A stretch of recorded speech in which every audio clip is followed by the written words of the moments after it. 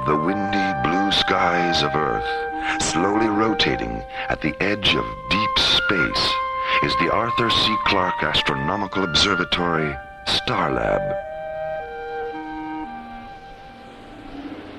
On Earth's moon, 250,000 miles beyond Starlab, Omega General Industries have uncovered the corroded hull of an ancient spacecraft during a lunar mining operation. Excavating further, they discover the mummified bodies of 50 extraterrestrial humanoids and a strange statue made of jet black crystal. Mining Operations Director Ray Farrell contacts the science complex at Lunar Base 12. Roger, Omega General. Mine Pit 15, 9 kilometers due north of Planius. A research team is on the way. Don't touch anything till they get there. Lunar Base 12 standing by. 2 hours later, Professor Victor Conrad and his research team arrive at the excavation. They finish their preliminary investigation at 0830 the next morning.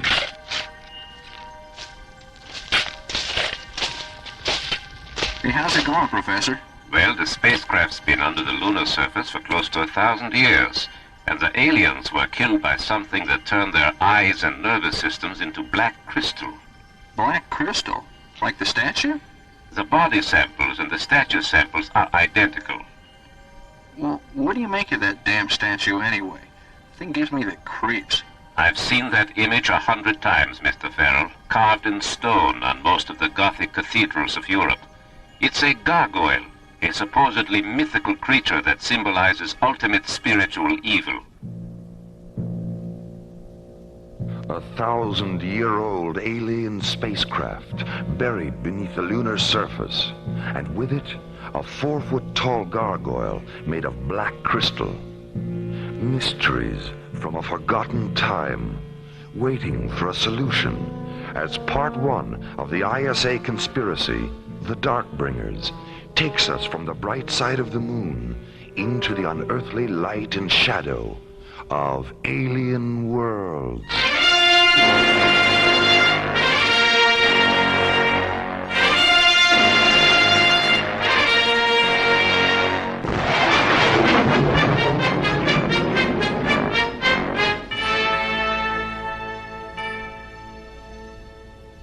Lunar Base 12 to Starlab Control.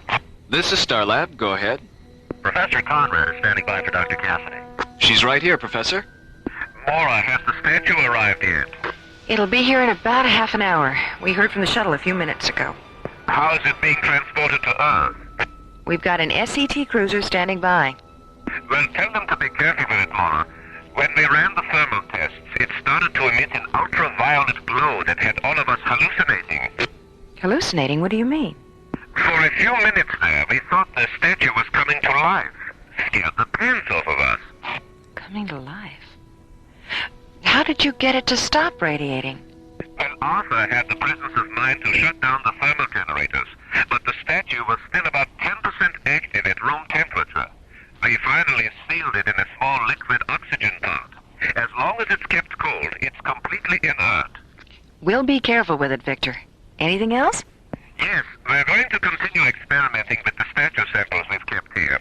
I'm setting up a photon saturation test now, and I'd like to interface our data terminals with your Mycroft computer, so you can monitor the tests from there. Good, no problem, Victor. What will you need? A couple of standard mode multiplexer channels should do it. All right, I'll see to it right away. And Mora, would you mind setting up a visual link, just in case? Just in case of what? I am not sure, but this whole business with the statue has everyone on edge around here. Even though it is gone, something about it is still here. Something quiet and dark. Something invisible that waits in silent shadow, watching. Something the pilot and co-pilot of the lunar shuttle carrying the statue are unaware of. Well, you'd better go ahead and start the pre-ignition cycle for the retros. It looks like we picked up about 3 minutes when I cleared the booster nozzles. 3 minutes, 18 seconds to be exact. It just came up on the ETA monitor. I'll let Starlab know we're going to be... Oh, hell. Meteorite puncture. Right through number 4 cargo bay. Well, it was just as in our day, Lou. Oh, boy. How big's the hole? A little over 3 centimeters, according to the hull sensor. About the size of a marble. Marble, huh? Steely, cat's eye, or shooter? What?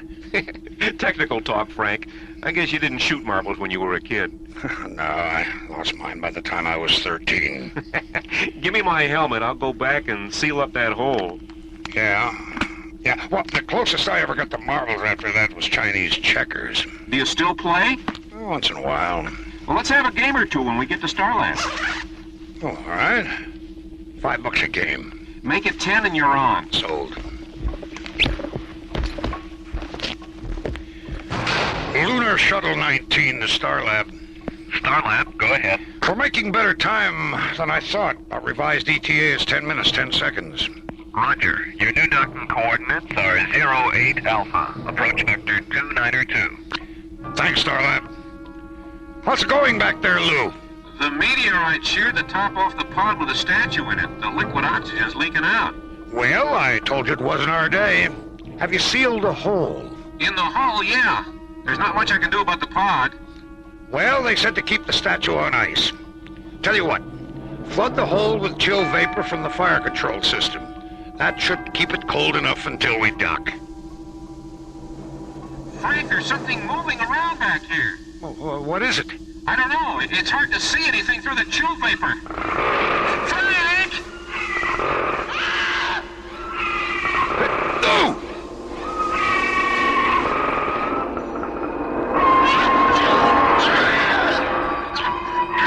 An ancient shadow creature is loose aboard Lunar Shuttle 19. The sound of its unearthly fury merges with a terrified scream of co-pilot Lou Stratton. Then, silence. Pilot Frank Hollister activates the visual scanner in Cargo Bay 4. Oh, my God. Lou! Firing the shuttle's booster rockets, he accelerates toward the safety of Starlab, bringing with him the demon spirit of an alien world.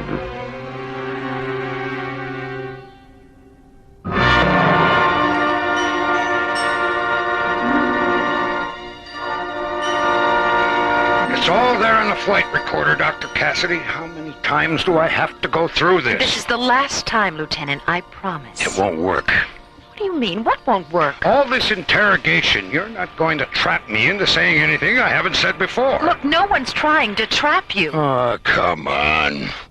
Who do you think you're kidding? Yesterday it was the security officer, Major Wheeler.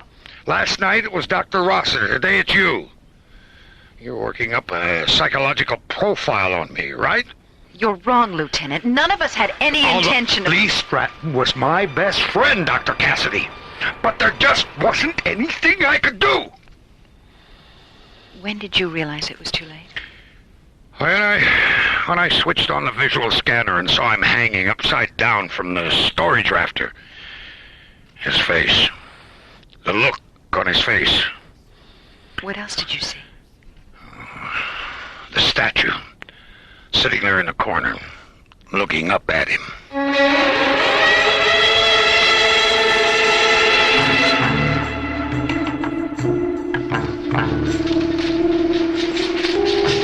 Professor Conrad? Yes, I am right here. I've got Starlab on Scrambler Channel F. It's Dr. Cassidy. Good, good. Patch her through. Victor, Lieutenant Stratton's autopsy report just came off the computer. I have the printout here in front of me. Anything definite on the cause of death? No, there were too many variables. But the projections range all the way from 6 kinds of heart failure to terminal neuroinduction. Terminal neuro... You don't mean death by psychic suggestion? That's what it says here. What about the black crystals in his eyes and nervous system?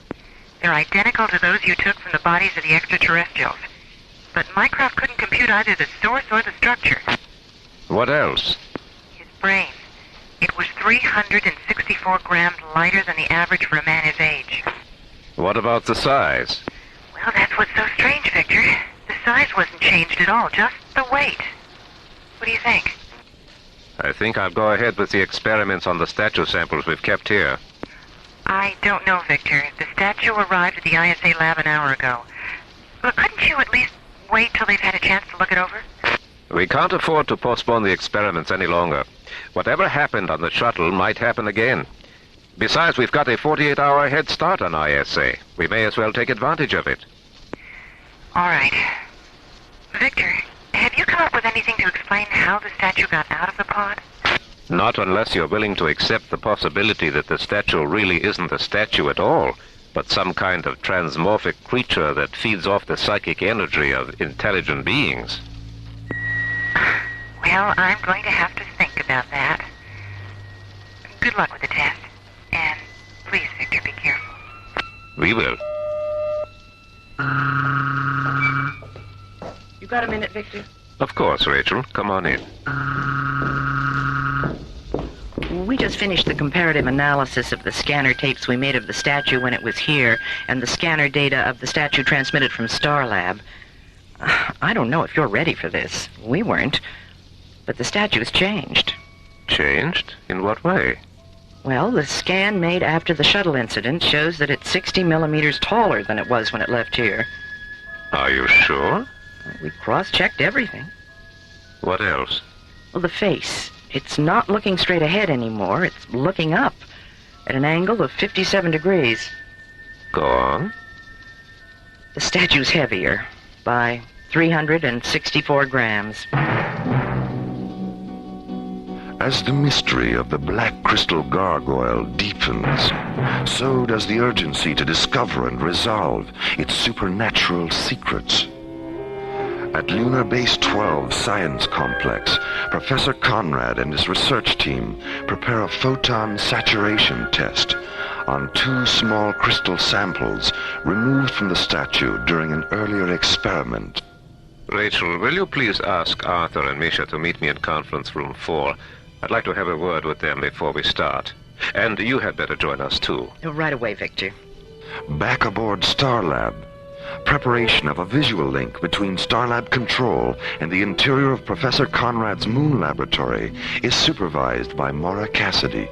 Sally, I think the visual feed from Lunar Base should be cross-linked with Mycroft. That way, if something goes wrong with the VTR, we can always retrieve the pictures from the computer. Okay, I'll have it programmed in about 15 minutes. On Earth, the statue arrives at the ISA Research Center and is locked in a refrigerated laboratory vault where ISA technicians begin their own experiments. All right, let's shave off a couple of 2-micron specimens and get them under the electron microscope. Hideous damn creature, isn't it? Wonder what it's looking up at. Meanwhile, Captains John Graydon and Buddy Griff bank the SET interceptor Solaris away from the freighter convoy they've been escorting to the Timian 3 shipping lanes and jet towards Starlab. Did they ever figure out what it was? Not really. Scientific opinion was divided about 70-30. In favor of an alien spacecraft? No, in favor of a meteor. How many people saw the explosion? Well, there were quite a few villages about 500 miles away, and everyone living in them saw it. At that distance? Skipper, when that thing exploded, it lit up the sky as far away as London. And the sky stayed that way for 3 days and nights. Huh. When did all this happen? 1908. Amazing. Where do you get these books, anyway? Ingrid, the librarian on Starlab. Oh. She came across this one while she was looking for an Oscar Wilde novel that Maura wanted to read. And what made her think that you'd be interested? The title. It's called The Fire Came By. Starlab Control to Solaris. This is Solaris. Go ahead, Jerry. Maura'd like to speak with you. Put her on. John, do you have enough fuel to take a side trip to the moon? Buddy? Yeah, we're okay. What do you want us to do, Maura? I've scheduled a conference with Professor Conrad. Pick him up at Lunar Base 12 and bring him here. He's starting an experiment now, but he should be finished by the time you get there. Okay, we'll take care of it, Maura. Hello, buddy. Goodbye, buddy. Cute, Maura. Cute.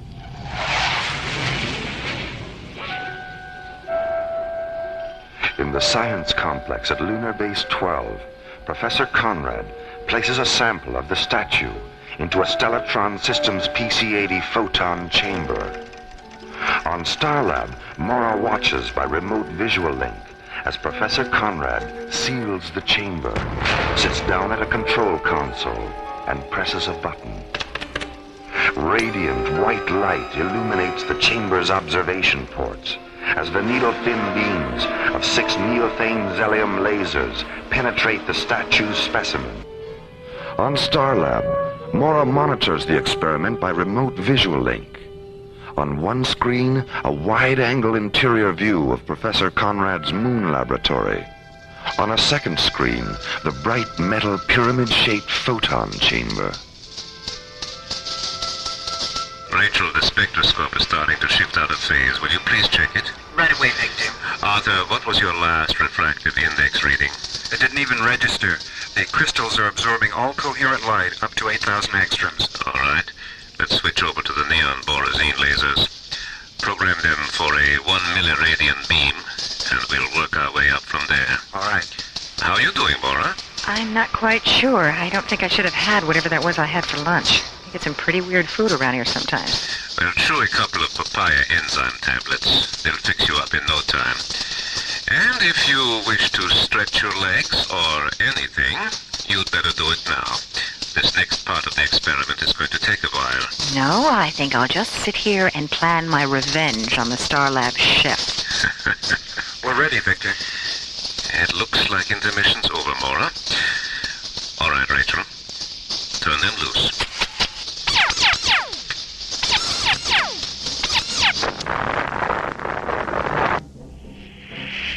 Oh, my God.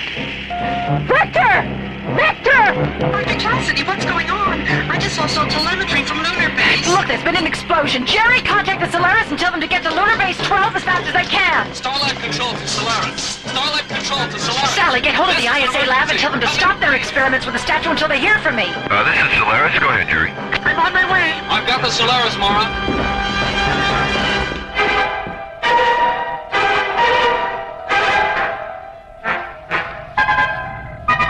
We're coming up on it now, Mora.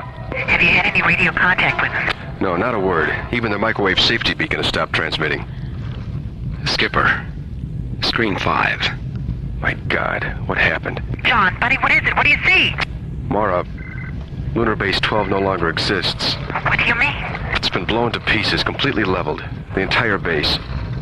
Skipper. Screen 6. Buddy, what is it? What's happening? A ship.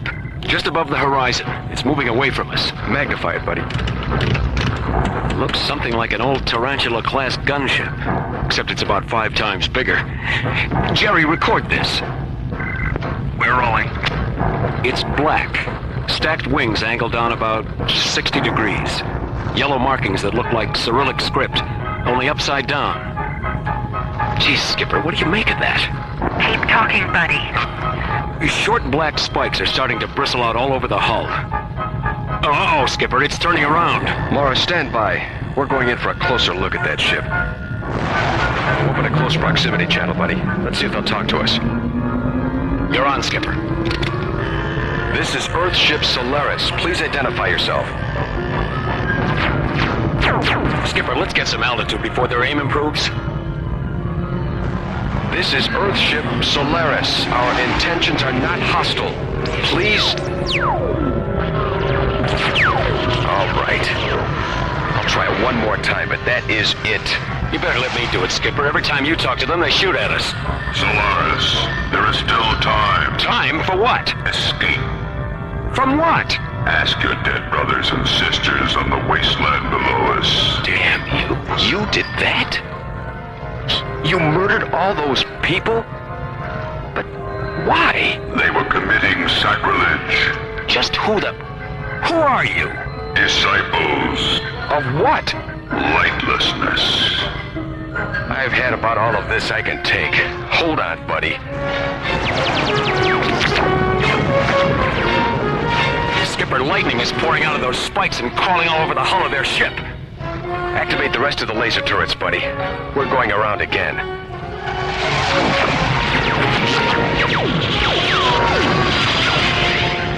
Didn't even phase them, Skipper. That lightning soaked up our lasers like a sponge.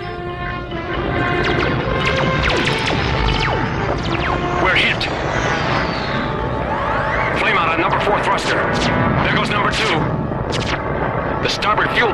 split open. Skipper, if we don't get out of here now, we'll have to set her down on the moon. I don't want to leave that ship to Starlab. Solaris, we are aware of the thing you name. Don't concern yourself with its safety. It is one of our destinations. Come on, Skipper. It's now or never.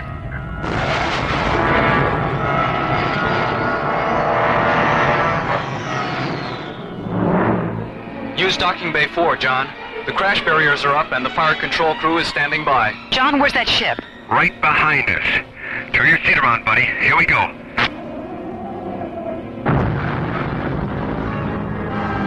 John? Buddy, are you all right? We're okay. Come on, buddy. Let's get out of here. Mara, the alien ship, screen 10. Listen to me, Starlab. Who are you? I am Stykos, High Priest of the Trell. You have stolen the symbol of our redemption. The symbol? The statue? Narl is his rightful name. We have traced him to your moon. We know his presence has graced the machine you live in. Where is he? I don't know. Then take your last look at the stars. Please wait. I know where he is. But if you destroy us, you'll never find him. Because I'm the only one who does know. The secret of Narl's whereabouts is not yours to keep. And the lives of the 200 men and women at Lunar Base 12 were not yours to take. They were violating the sanctity of Narl by subjecting the fragments of his being to the light. But they didn't know they were doing anything wrong. Narl is not a merciful divinity in the sense that you understand mercy. Neither is he forgiving in the sense that you understand forgiveness. But there's nothing about innocence to forgive. Where is he?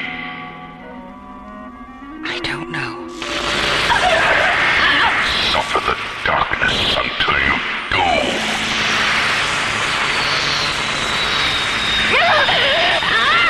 Mara! Mara! Mara, what the hell's happening to her? Don't touch her! Don't touch her! Buddy, the medical alert. Which one? Which button? Sector 4, buddy! The yellow one! Mara, don't try. Just lie still. This is Medical 4. Stay where you are. An emergency unit is on the way. Jerry, your hands. Are you all right? I guess so. What happened? Well, she was watching the screen, talking to the alien. And then the screen threw off a tremendous burst of color. And then the lightning was all over her. It was so cold, it burned my hands. John? I'm right here, Mara. And so is Buddy. Dr. Rossiter's on her way. John?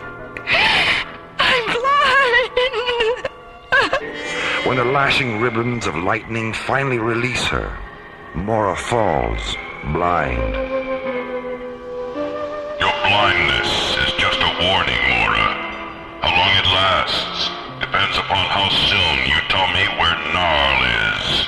Shut down all the transmitter frequencies, Jerry. Now run a check on Screen 10's receiver circuits. Whatever they use must have come in through the outside lens. Okay. What are you going to do, Mora? If they find out where the statue is, God knows how many more people they'll kill. I can't tell them. I just can't. Are you sure? Yes! No, I don't know. Why does everything depend on me? Can't anyone else make a decision? John, the receiver circuits on Screen 10 are completely burned out. Okay. Shut the louvers and all the outside scanner lenses. They're closed.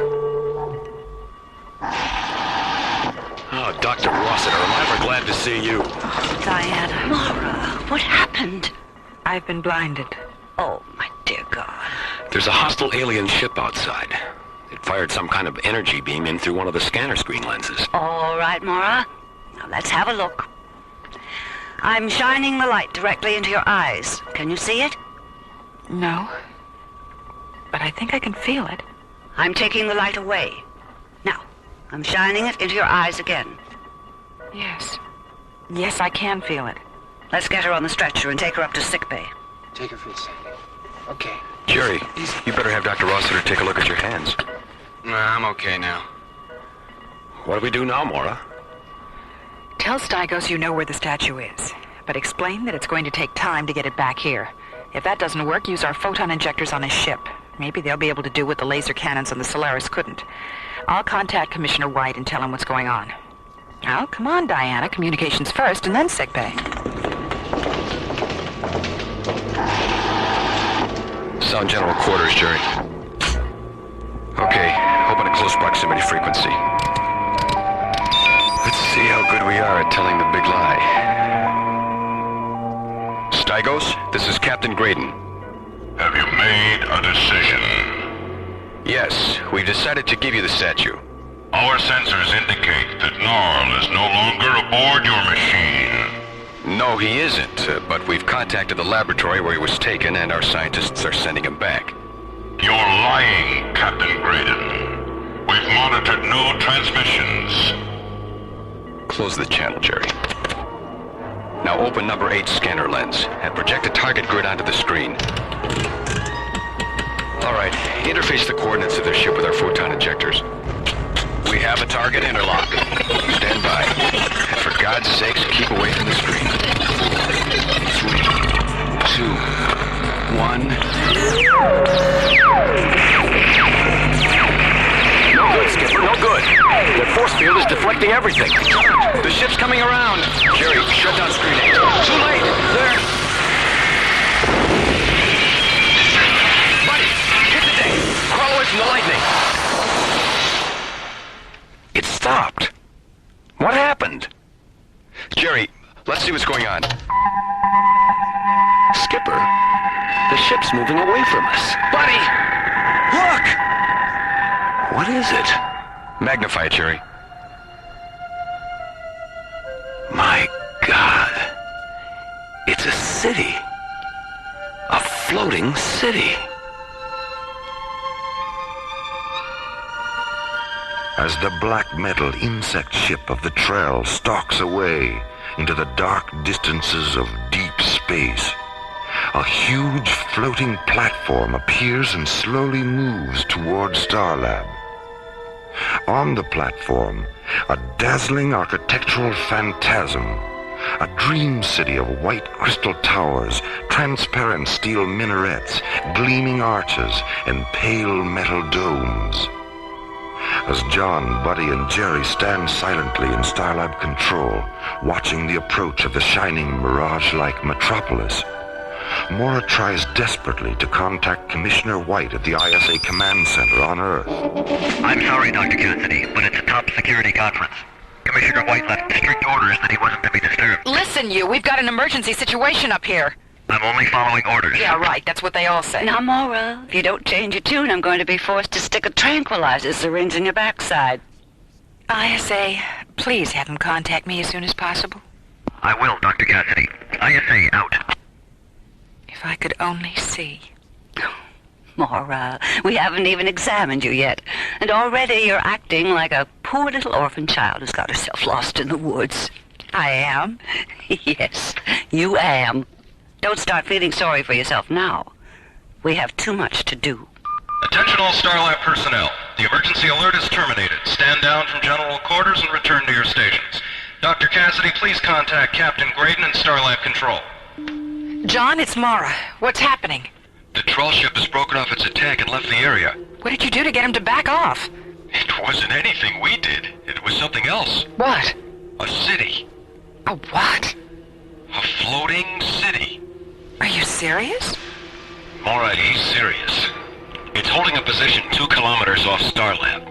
A huge space platform with a fantastic white city built on it. It looks like something out of a futuristic Arabian Nights. I'll be right there. Come on, Diana, take me back up to the bridge.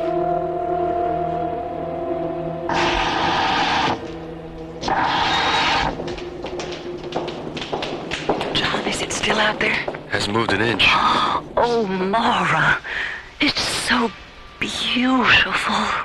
Are you here, Jerry? I'm right here. Please, open a close proximity frequency. Go ahead, Mora. This is Dr. Mara Cassidy. Would you please identify yourself?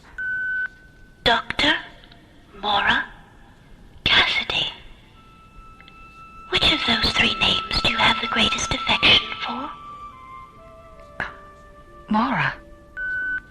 We are the Diatons, Mora, and we inhabit the star city of Imbria. I am Phaedra, Sky Priestess of the Before Time. We know your machine has experienced an encounter with the Trail. Did Stygos harm you? Yes. Yes, he did.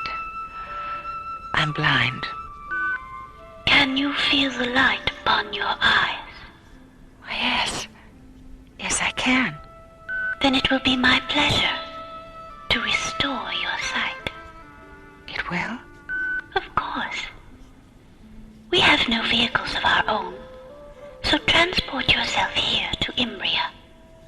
A projection of light will guide you. I'll be waiting. Oh, yes. Jerry, call the short-range vehicle hangar and tell them to get a shuttle ready. John, Buddy, Diana, let's go to Imbria. Imbria. A fantasy of gleaming crystal and bright transparent metal. A construct of light and serenity and magic. A floating star city, casting its radiance over all who grope their way along the blind corridors of alien worlds.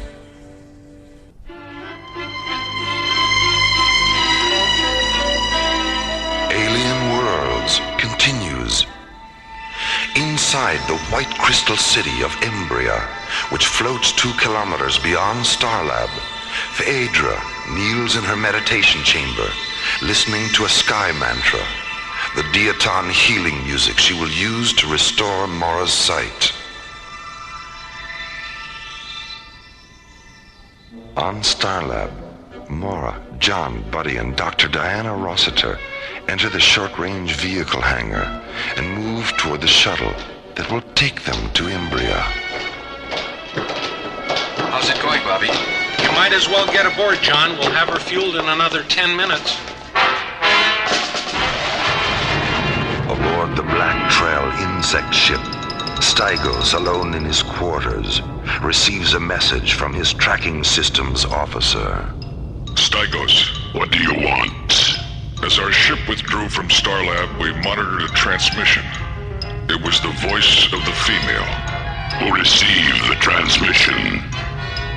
A laboratory. On Earth. Alter course. That laboratory is our new destination. Meanwhile, at the ISA laboratory, Commissioner White and Julian Benedict, head of the World Council's Experimental Weapons Section, are debating over which of their 2 organizations should have possession of the Black Crystal statue, Gnarl. Matthew, if we can take the energy that statue puts out and incorporate it into some of our experimental thought weapon hardware, we'll be years ahead of everyone else in that area. Don't you see the advantage of that? No, Julian, I don't. This is a science complex and not an arsenal. Matthew, weapons development is as much a part of science as molecular biology or celestial mechanics. Is it? When was the last time you heard of someone being killed by a microscope or a mathematical equation? The bomb started out as a mathematical equation, didn't it? Yes, and so did triple-yield agriculture, and antibiotics, and spaceflight. The bomb was created within the reality of a global war, Julian. That reality no longer exists, and I see no reason to encourage its return. The last thing we need is a repetition of the arms race of the 60s, 70s, and 80s. Didn't the Petroleum War teach you anything? That had nothing to do with us. It had everything to do with this, Julian, and you know it. I want that statue. Julian, do you believe in the evolution of human consciousness? Of course I do. And what about immortality? Do you believe in that? Yes, I suppose so. Then would you mind telling me of what use weapons are to evolution and of what use war is to immortality? I didn't come here to discuss abstract philosophy. The statue stays here, Julian. Do you know what this is, Matthew? I haven't the slightest idea. It's a World Council directive signed by the Secretary, ordering you to release the statue to my section. Julian, we both know your section is being phased out. Why are you going through all this? It won't be phased out for another year. And if I can help it, it won't be phased out at all. After all, what if the statue should fall into the wrong hands? What would be our defense against it? Can I see that directive? Thanks. You'll have to excuse me now, Julian. I have things to do. And stay away from my people. I've already given them orders not to cooperate with you. As far as you're concerned, I'm the ISA, and this is between us. What is this, Matthew? Some kind of conspiracy? Yes, it is, Julian. A conspiracy of my values against yours.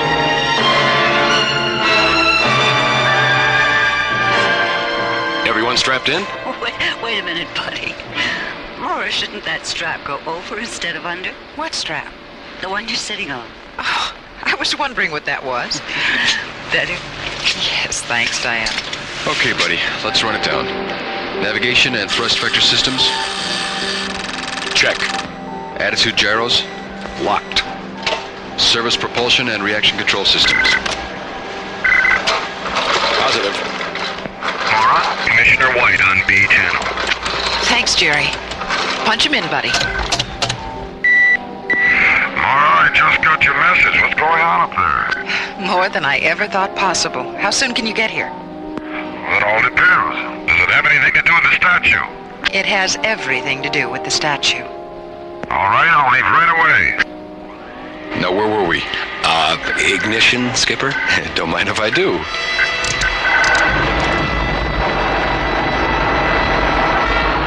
As John, Buddy, Maura, and Dr. Rossiter jet toward the Diaton Star City, Imbria, Commissioner White enters the short-range vehicle dome near the ISA laboratory and boards a priority shuttle. 5 minutes later, the shuttle is towed from the dome to Launch Pad 6. Then, as the setting sun slowly erases the day, the shuttle lifts off and disappears into the darkening sky, racing toward Starlab on twin streams of fire. Meanwhile, 550 kilometers above and 400 kilometers south of the ISA laboratory, the Black Trail insect ship enters the Earth's ionosphere.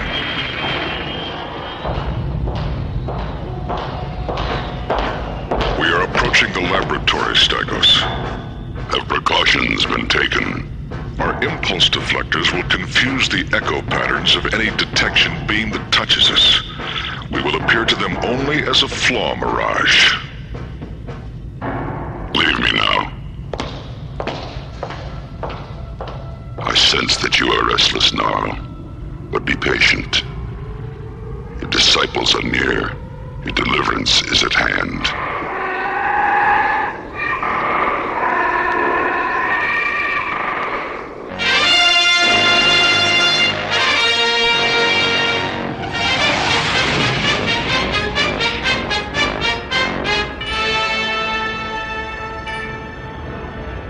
Where are we now, buddy? How close? We're 1,700 meters away, Maura.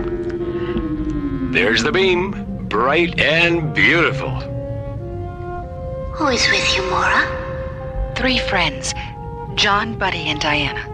Who is your pilot? I am Phaedra. John. Just a moment. John, our scan tracings indicate that your propellant emits a lethal mist. Will you please terminate your engines? Our atmosphere is delicate. If I shut down the thrusters, we won't be able to maneuver. The light will control your vehicle and guide it safely down. All right. Shut them down, buddy.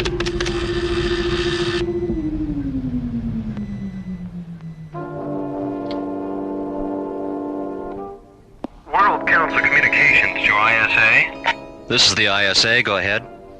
Is Mr. Julian Benedict still there? Secretary Stone is returning his call. Yes, he is. He's in the laboratory complex. Stand by, please. Mr. Benedict, I have Secretary Stone on the line. I'd like to speak to him privately, if that's possible. Conference room 6 is empty. Thank you.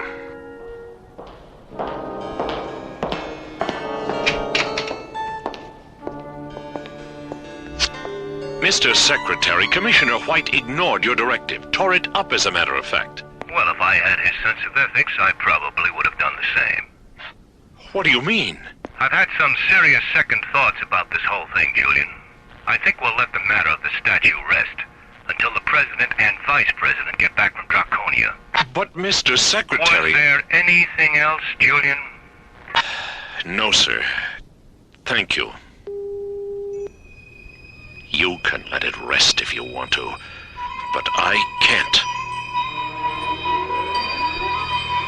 Julian Benedict, a man slowly becoming obsolete in a universe that will soon have no use for his services.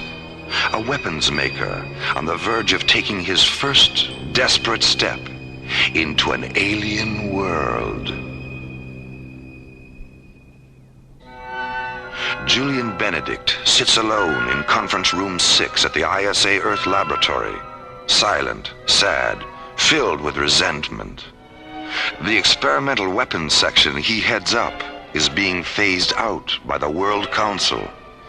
An attempt to gain control of the Trell statue and use its energy in a final desperate attempt to prove his usefulness has failed. It seems your political system has little use for you, Julian Benedict. Wait, who's there? I am Stygos, High Priest of the Trell. What are you doing on this channel? It's a top priority frequency. We have access to whatever frequencies we choose. Where are you? Hiding in the darkness above. How did your ship get past our defense scanners? That's of no importance now. What is then? What do you want? What you want. The icon of Gnarl. Is it yours? 10,000 millennia past. Our planet was visited by a nameless race of darkling beings with magnificent wings and eyes of fire. We were without intellect then. Nothing more than restless shadows, hiding in the sea, crawling out at night to feed off the night mists. The Darkling Priests gave us the gift of Gnarl, and through him flowed the powers of redemption that transformed us. Then, a nomadic stealer ship came down from the air and took Gnarl away, thinking he was a construct of a precious gem called Nightstone. We know now that the stealer ship malfunctioned, causing it to impact on your moon. The violators built a dome as protection from the lunar cold, but they made the mistake of taking Gnarl into the shelter with them. How did you know he'd been found? Our parsec scanners have been probing the universe for centuries. Do you have access to Gnarl? Why don't you just take him? That was our intention. But now we know the chamber that imprisons him is small. If we destroy it, Gnarl may be harmed. Suppose I do have access to Gnarl. So what? Free him, and I'll give you the secret of his power. It'll take time. I understand. ISA Communications. Please put me through to the Security Bureau in my section. Right away, Mr. Benedict. Security. This is Julian Benedict. Find Major Ripley and tell him to meet me in my office in 15 minutes.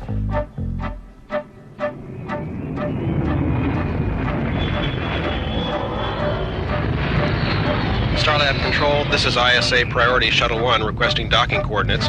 Roger, Shuttle 1. What's your ETA? 10 minutes, 30 seconds. 10 plus 30. Roger. Your coordinates are Niners 60 at subvector 448, docking bay 9. Roger. Well, Jerry, this is Commissioner White. Is Mara there? Mara? No. Didn't she talk to you? Well, it was a short conversation. An alien ship attacked us about an hour ago. Mora was blinded. Blinded? Well, how is she? I don't know. She's not here. Where is she? On Imbria, the Diaton city that's floating just about 2 kilometers off Starlab.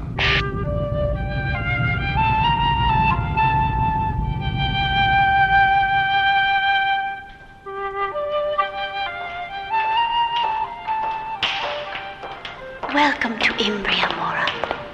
Phaedra, you don't know how glad I am to be here. I'm Diana, Phaedra. This is John. Phaedra? And this is Buddy. Wow. Are you ready, Mora? Yes, I am. You can't imagine what it's like being blind. Yes, I can, Mora. I'm blind. What? Oh, I'm sorry. All Diatons are blind. It's our legacy. But how can you see us? How did you manage to build this city? I sense you, as clearly as if I had sight, Diana. And as for Imbria, it was dreamed into existence. Dreamed? No. When? During the final century of the before time, an age of radiance unified the minds of all Diatons and transformed us into Shiva, the dreamer who never awakes. When did this age of radiance end? It ended with the coming of the Trell. They burned our fields and forests with terrible fire weapons. They suffocated our cities and canals with poison mist. 2,000 legions of Trell warriors. And before they went away, they blinded all of us. Oh, Phaedra. Why did they do that? The icon of their god had been stolen. They were angry. That damn statue again. Did they think you'd taken it? No. We were made to suffer their rage because we represented everything Null had taught them to hate. Why didn't they destroy this city? It was orbiting behind one of our moons. Those of us who survived the Trell invasion came here when we realized we'd never be able to rebuild our planet. Not even by dreaming? A dream can't always change what is, Mora, but it can create what isn't.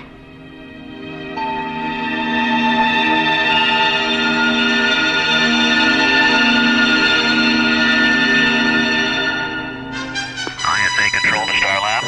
Starlab, go ahead. Has Commissioner White arrived here? It's urgent. I'm right here. What's the problem? A security police unit from the experimental weapons section is in the laboratory. They say they have orders to take the statue. Damn it, Julian. Who's the officer in charge? Major Ripley. Call the lab. Tell Ripley if he doesn't want to spend the next 10 years in Jastrow prison, he'd better talk to me.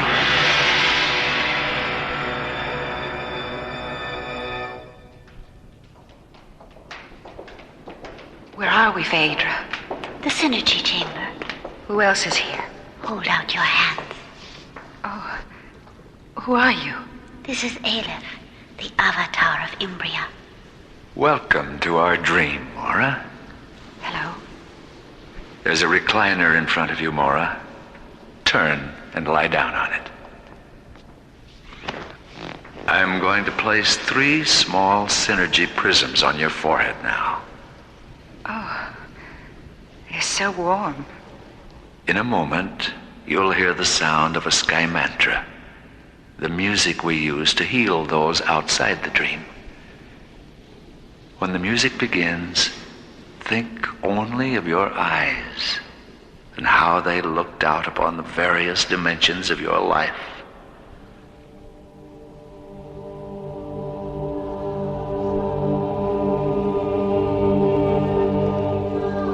I see red, and yellow, and sunsets, and we're surrounded by clouds.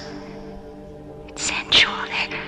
I see Daddy! Daddy!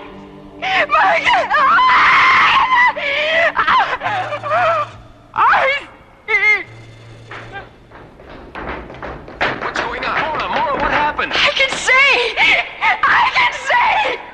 Thank God. When we heard you scream, we didn't know what to think. Oh, no, I wasn't afraid, but everything it was so beautiful. beautiful. It was just so beautiful.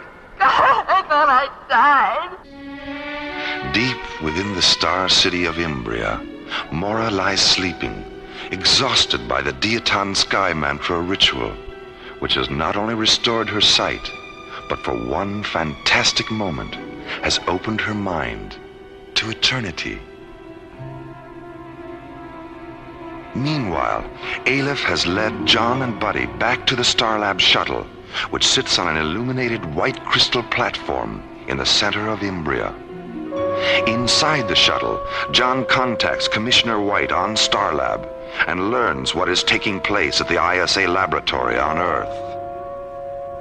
How did you find out about Stygos and Benedict, Commissioner?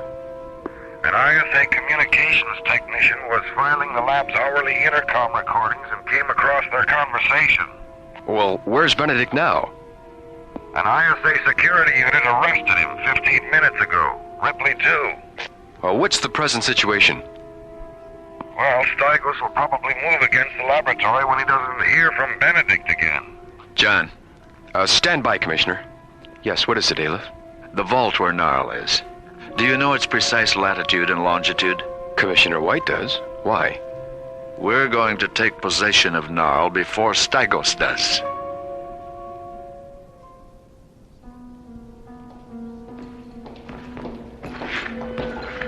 Mora. Hi, Mora. How are you feeling? I feel wonderful. What's going on?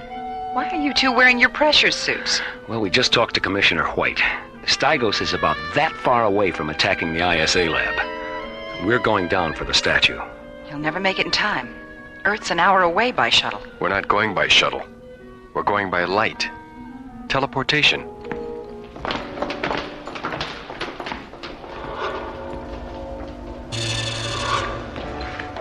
John, Buddy, secure your helmets. This isn't gonna hurt, is it? I think you'll find it a rather pleasant experience, Buddy. Phaedra, lower the cylinders. The dematerialization thresholds have integrated, Aleph. Purge the cylinders.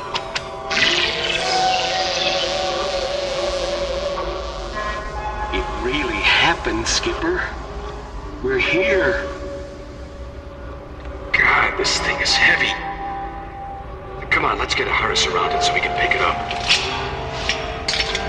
Okay, let's pick it up. Here we go.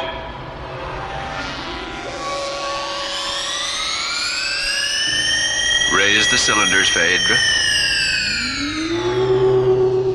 Where is it? What happened? Where's the statue? Oh, no. We lost it. Phaedra. Gnarl was too powerful. He rejected the translocation process just beyond the Earth's atmosphere.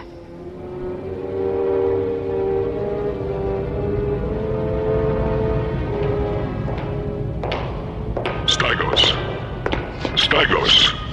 Gnarl is free. A Diaton translocation beam tried to take him, but he escaped. Gnarl.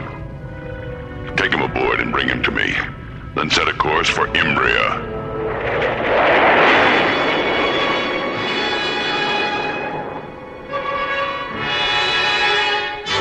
The Trell ship is at 90 power spans and closing, Aleph.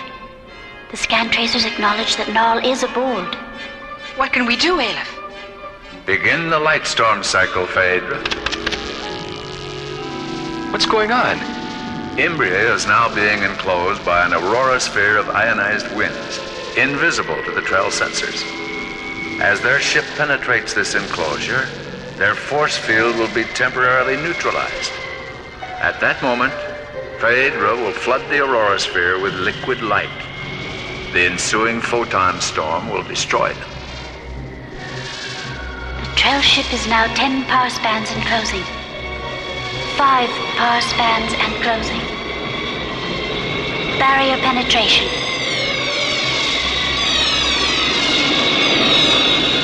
Gnarl is free! Gnarl is free! Phaedra, the liquid light injectors.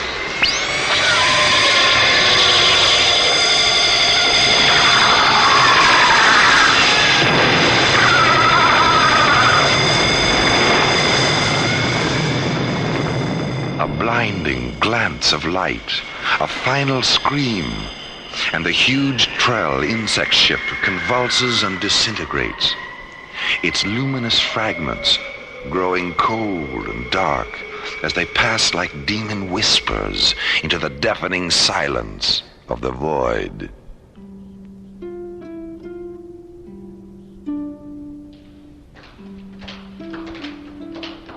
Phaedra, are you going to guide us away from the city with another light projection? Yeah, I'm really into riding light beams. You may use your engines, John. We'll neutralize the exhaust vapors when we decontaminate the residue of the trail ship. Thank you, Phaedra. Thank you for everything you've done, Phaedra. Goodbye. Oh, well, Goodbye, Phaedra. Goodbye. Goodbye, Aleph. Aleph.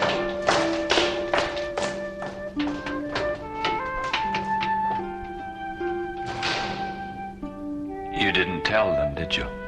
I saw no reason. If they knew that we alone survived the Trell invasion, and that our blindness makes the generation of life impossible, it would only make them sad. But we'll heal ourselves in time, and then perhaps, when we see them again, there will be more to the dream than just you and me.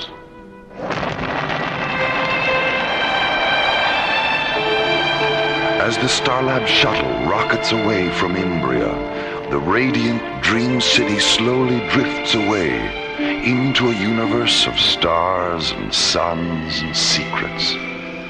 Inside the city, a man and a woman in search of the miraculous, moving through the invisible dimensions of time and space toward other, more distant celebrations.